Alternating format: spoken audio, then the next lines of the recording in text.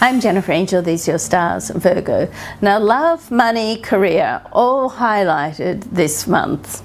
So, and for your career and money specifically, so early in the month, there's a discussion that can take place which can lead you to change direction. Okay, now you want to keep in mind that Mercury is retrograde this month as well. Mercury is your ruling planet, so anything that happens with Mercury is always going to affect you strongly. It's in your 7th house, so it's all to do with relationships, all relationships, business and personal, and it's going to be retrograde until the 18th. Give it a couple of days after that to settle down. So even though you may early in the month have a discussion which leads you to change direction some way with your career, it may not come to fruition straight away, so keep that in mind.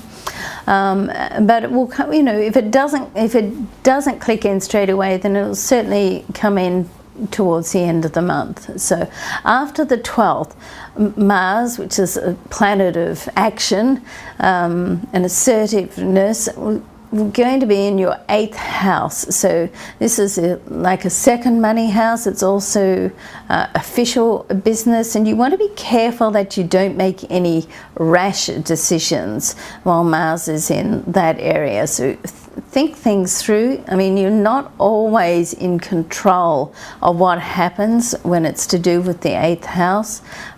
You can be using other people's resources, so you know you can be reliant on what other people do, but even so, you don't want to make any rash decisions, so you want to think them through as you would anyway, Virgo.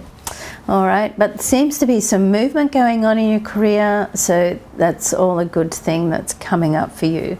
Now, love and romance. So some of you could actually make a love commitment this month. So there's a host of planets all situated there in your 7th house. So as I said, this is the area of relationships, partnerships, and specifically love. So this is definitely a light shining on the whole love, romantic, intimate area of your life. And as I also just mentioned, Mercury is there as well in this area, retrograde, so you want to edit your words before you say anything.